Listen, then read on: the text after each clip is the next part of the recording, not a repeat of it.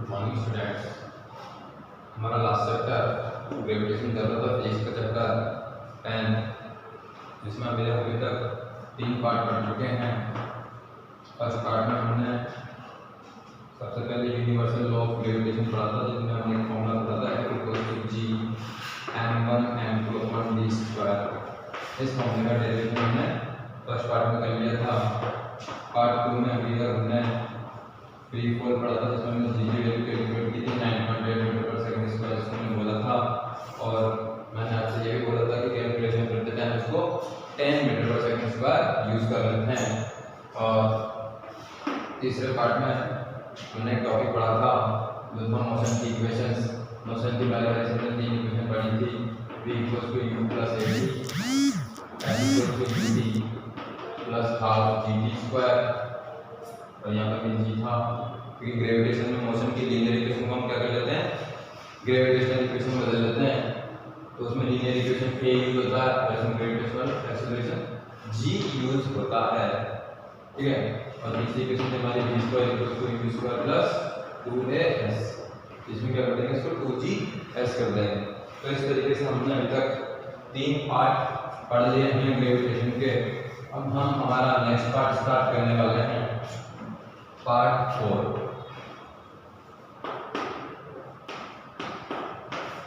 तो पार्ट 4 में जो आज हमने टॉपिक लिया है वो है हमारा मास एंड वेट, जो कि हम पहले से ही जानते हैं, लेकिन हम बिल्कुल कंप्लीट नॉलेज नहीं रखते हैं। तो आज उसको हम पढ़ लेते हैं मास, और दूसरा हमें पढ़ना है वेट, ठीक है। तो मास क्या होता है? एक्चुअली मास ये होता है कि कोई भी जो ऑब्जेक्ट होता है उसके अंदर जो मैटर है उस टोटल मैटर का कितना अमाउंट है, दैट इज मास। मास को हम एक्सप्लेन करने के लिए 2-3 तरीके से बात कर सकते हैं कि जो उसकी होल बॉडी है, होल बॉडी के अंदर कितना कंटेंट है, that is mass. Amount of matter, that is mass. या मास को डिफाइन करने के लिए एक चीज बताई जाती है जिसको हम बोलते हैं इनर्शिया। क्या बोलते हैं? इनर्शिया। अब इनर्शिया तो आपको समझना पड़ेगा। वैसे इनर्शिया आपको इससे पहले वाली क्लास में हम पढ़ चुके हैं। इनर्शिया 2 टाइप से होता है, इनर्शिया ऑफ रेस्ट और इनर्शिया ऑफ मोशन, ठीक है। तो मैं सबसे पहले इनर्शिया का मतलब समझाता हूँ आपको, ठीक है। तो इनर्शिया क्या होता है? जब कोई भी ऑब्जेक्ट किसी पोजीशन में होता है तो वो उसी पोजीशन में रहने की टेंडेंसी रखता है। कोई भी ऑब्जेक्ट जिस पोजीशन में है वो उसी पोजीशन में रहने की टेंडेंसी रखता है, उसी पोजीशन में रहने की इच्छा रखता है, तो उसको हम बोलते हैं इनर्शिया। अब inertia of rest, inertia of rest का मतलब ये है कि किसी ऑब्जेक्ट, अगर कोई ऑब्जेक्ट रेस्ट पे है, रेस्ट का मतलब स्टैटिक है, मतलब रुका हुआ है। अगर कोई ऑब्जेक्ट रेस्ट पे है तो वो इन्फिनिटी टाइम तक रेस्ट पे ही रहेगा जब तक कोई उस पर एक्सटर्नल फोर्स अप्लाई ना किया जाए। मतलब कोई ऑब्जेक्ट यहाँ पर रखा है तो यहीं रखा रहेगा, अगर उस पर कोई फोर्स अप्लाई ना करो तो वो यहीं रखा रहेगा, ठीक है। कोई ऑब्जेक्ट चल रहा है तो वो चलता ही रहेगा, इन्फिनिटी टाइम तक चलता ही रहेगा, अगर उस पर कोई एक्सटर्नल फोर्स अप्लाई ना किया जाए तो वो क्या हो जाएगा, इनर्शिया ऑफ मोशन हो जाएगा। कोई ऑब्जेक्ट रुका हुआ है तो वो रुका ही रहेगा इन्फिनिटी टाइम तक, वो इनर्शिया ऑफ रेस्ट हो जाएगा। डन।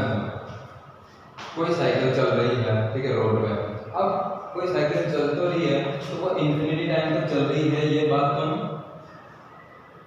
ट्रस्ट नहीं कर पा रहे या नहीं सोच पा रहे कि वो इन्फिनिटी टाइम तक चलती रहेगी। तो ये साइकिल इन्फिनिटी टाइम तक जब चलती रहेगी जब इस सरफेस, रोड के सरफेस और इस साइकिल का जो ये टायर है, इन दोनों के बीच का जो फ्रिक्शन फोर्स है, तो उस फ्रिक्शन फोर्स को क्या कर दिया जाए, 0 कर दिया जाए, ठीक है।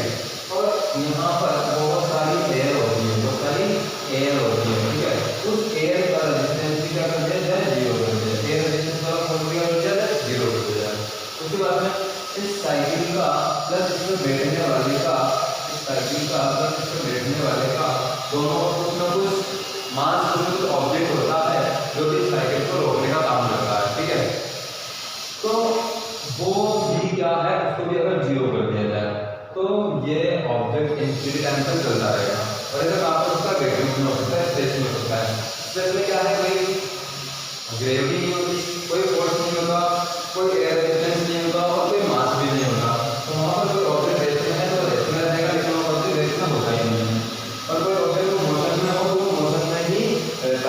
That is called inertia. तो इनर्शिया से भी हम मास को बता सकते हैं, कितना कंटेंट है उसको भी हम बता सकते हैं, और हम मास को बता सकते हैं कि कितना मैटर का अमाउंट जो है उस ऑब्जेक्ट के अंदर है, तो उसको क्या बोलते हैं, मास। उसको बोल सकते हैं amount of matter, amount of matter, और हम बोल सकते हैं content, total content. Total content लिखो, टोटल कितना कंटेंट है उसको भी हम क्या बोल सकते हैं, मास बोल सकते हैं। और हम डिफाइन कर सकते हैं, it is defined by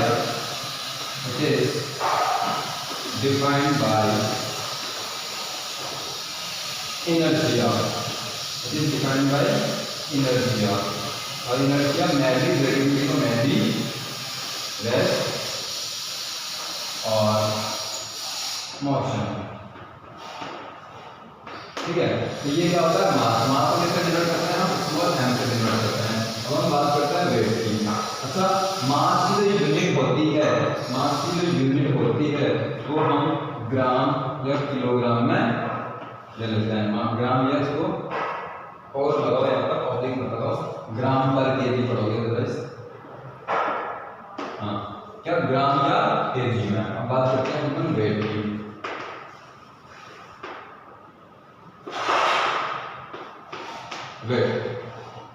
weight क्या है, तो मैंने आपको सबसे पहले ग्रेविटेशनल अट्रैक्शन फोर्स पढ़ाया था इस चैप्टर में कि एक अर्थ है, एक ऑब्जेक्ट है, तो अर्थ और ऑब्जेक्ट, हर दो object, every two objects attract by a force that is called gravitational attraction force। तो ऑब्जेक्ट और अर्थ जो है, अर्थ जो है उस ऑब्जेक्ट को एक फोर्स के साथ अट्रैक्ट कर रही होगी, तो उसको हम बोलते हैं ग्रेविटेशनल अट्रैक्शन फोर्स। और वही जो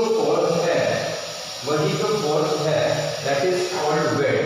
तो देखो मेरे पास यहाँ पर अर्थ है, अर्थ इस ऑब्जेक्ट को अट्रैक्ट करके फोर्स किसके साथ, हमने मान लिया फोर्स ऑफ अर्थ, ठीक है। यहाँ पर हमने बोल दिया ये मून है, तो बोल दिया ये मून है, और यहाँ पर एक वही ऑब्जेक्ट हमने यहाँ पर ले लिया। अब यहाँ पर अट्रैक्शन फोर्स कौन लगा रहा है, मून, तो बोलेंगे फोर्स ऑफ मून, ठीक है। और हमने वापस से फिर से ले लिया कि वही ऑब्जेक्ट है, और यहाँ पर हमने एक कोई नया प्लेनेट ले लिया, हमने ले लिया मर्क्यूरी, या हमने ले लिया नेपच्यून ले लिया, कोई भी ले लिया, हमने नेपच्यून ले लिया, ठीक है, वही ऑब्जेक्ट है। तो ये प्लेनेट भी क्या लगा होगा, एक अट्रैक्शन फोर्स लगा होगा इस ऑब्जेक्ट पर, तो हमने बोल दिया फोर्स है जो नेपच्यून का फोर्स है, अट्रैक्शन फोर्स। तो मैं ये बोल रहा हूँ कि ग्रेविटेशनल अट्रैक्शन फोर्स तो हर ऑब्जेक्ट का होता है। और मैंने बोला कि मैसिव ऑब्जेक्ट मतलब बहुत ज्यादा भारी होते हैं, तो बहुत ज्यादा भारी हमारे प्लैनेट्स होते हैं, तो प्लैनेट का ग्रेविटेशनल अट्रैक्शन फोर्स बहुत ही ज्यादा होता है। अब सुनना, ये ऑब्जेक्ट को ये प्लैनेट भी अट्रैक्ट कर रहा है, इस ऑब्जेक्ट को ये प्लैनेट भी अट्रैक्ट कर रहा है, और ये भी अट्रैक्ट कर रहा है, ठीक है। ये तीनों प्लैनेट जो है अलग अलग साइज के हैं, इसलिए इनका अट्रैक्शन फोर्स भी अलग अलग अमाउंट का होगा।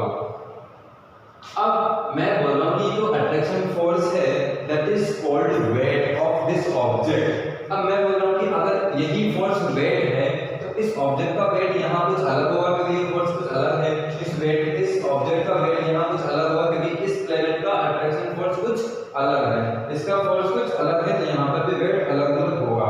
हाँ, बिल्कुल सही बात है कि किसी ऑब्जेक्ट का जो वेट है वो फिक्स नहीं होता, वो अकॉर्डिंग टू ग्रेविटी होता है। तो मैं यहाँ पर बोल सकता हूँ कि जो फोर्स है, जो वेट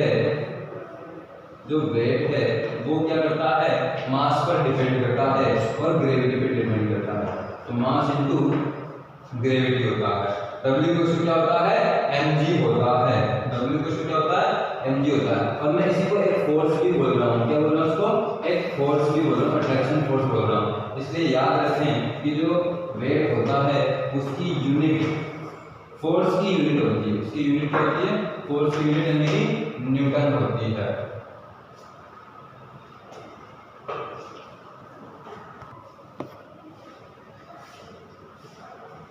हाँ, तो देखें ध्यान से, वेट जो है W होता है, वेट को W से डिनोट करते हैं और उसका फॉर्मूला W को m/g होता है, मतलब मास इनटू ग्रेविटी होती है। तो हम जानते हैं कि अलग अलग प्लैनेट की ग्रेविटी अलग अलग होती है, अलग अलग प्लैनेट पर किसी ऑब्जेक्ट का जो वेट है वो डिफरेंट होता है, लेकिन जो मास है वो ऑलवेज कांस्टेंट होता है, हमेशा फिक्स होता है। क्या होता फिक्स होता है, मास कभी भी चेंज नहीं होता। मेरा मास यहाँ पर मान लो, मेरा मास यहाँ पर मान लो 45 kg है, मेरा मास मान लो यहाँ पर 60 kg, कितना है 60 kg मेरा यहाँ पर मास है, कहाँ पर अर्थ पर है। तो मेरा मास अलग अलग प्लैनेट पे अलग अलग होगा, अलग अलग ग्रेविटी के अकॉर्डिंग, क्योंकि वो मास है तो ग्रेविटी से मल्टीप्लाई करता है। अब मैं बोल रहा हूँ कि जो वेट है, अगर मेरा वेट यहाँ पर 60 है तो हम मून पर जाएंगे, अगर हम मून पर जाएंगे तो मेरा वेट जो है वो 10 kg हो जाएगा, क्योंकि अभी हम मुझे प्रूव करने वाले हैं कि किसी ऑब्जेक्ट का जो वेट है अर्थ पर मून पर जाने का वो वेट 1/6 हो जाता है, तो होता है मून पर जाने तो 1/6 हो जाता है। तो यहाँ पर समझ में आएगा मास क्या होता है और वेट क्या होता है। मास कभी चेंज नहीं होता और वेट जो है प्लस टू प्लस ग्रेविटी के अकॉर्डिंग चेंज होता है, ग्रेविटी पर चेंज होता है। याद रखें मास कभी जीरो नहीं हो सकता, लेकिन वेट जो है जीरो हो सकता है।